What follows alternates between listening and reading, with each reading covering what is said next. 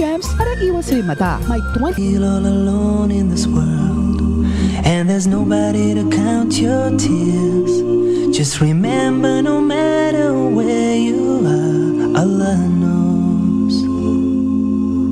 Allah knows. When you're carrying a monster load, and you wonder how far you can go, with every step on that road that you take, Allah knows. Allah knows.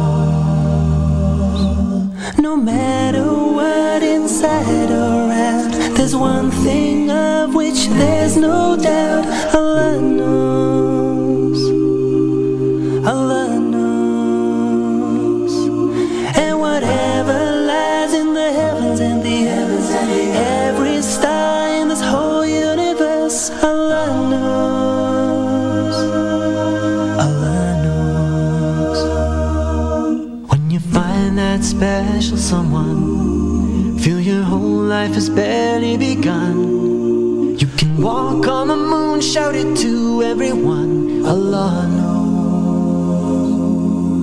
Allah knows. أعوذ بالله من الشيطان الرجيم. بسم الله الرحمن الرحيم. الحمد لله المنان الذي أخرمنا بالقرآن وجعله راضيا بقلوبه بالبصائر والألفان. أحمده سبحانه وأشكره على نعمة الإسلام. السلام عليكم ورحمة الله وبركاته. Waalaikumsalam warahmatullahi.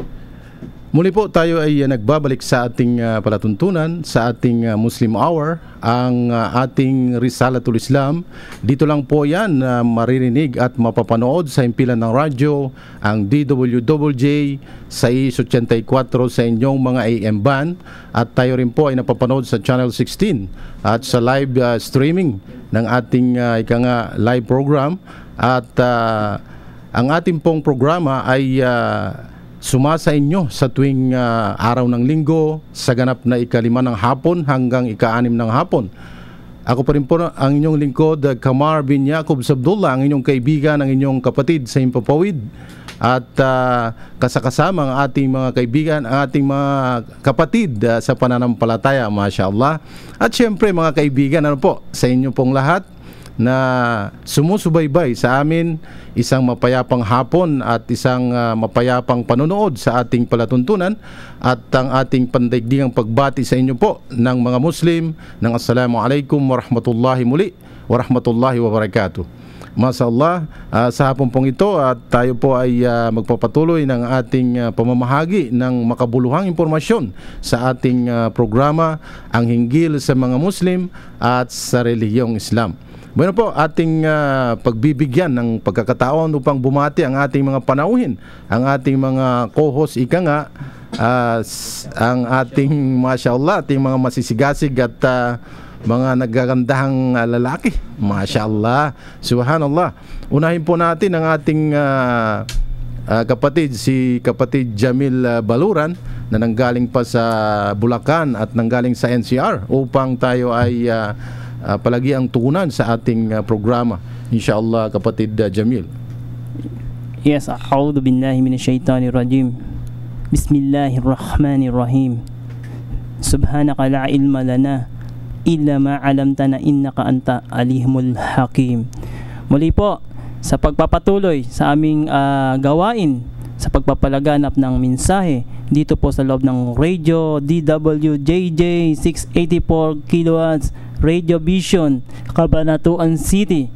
Muli, magkakasama-sama po tayo sa loob ng 1 oras at makakuha tayo ng mga mahalagang impormasyon regarding po sa pananampalataya at lalo na sa mga kasaysayan mula sa ating panahon at noong panahon.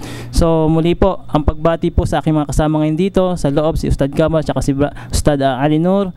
At ang pagbati ko po sa mga kapatid na Muslim na lagi nakikipakinig sa himpilang ito every Sunday Marami po kayo. So babatiin ko na lang po kayo ng isang pagbati. Assalamualaikum warahmatullahi ta'ala wabarakatuh sa inyong mga kapatid na listener namin mga Muslim. At gayon din sa mga kapatid naming wala pa sa Islam, yung mga kapatid naming Kristiyano. Binabati rin po namin kayo sa patuloy na pakikinig ninyo sa aming himpilang at medyo nakukuhanan nyo po ng malinaw na impormasyon. Salamat po. Muli, binabati ko po kayo ng magandang hapon at stay tuned sa inyong pakikinig. Maraming salamat. Masya Allah, Brother Jamil Baluran, Masya Allah.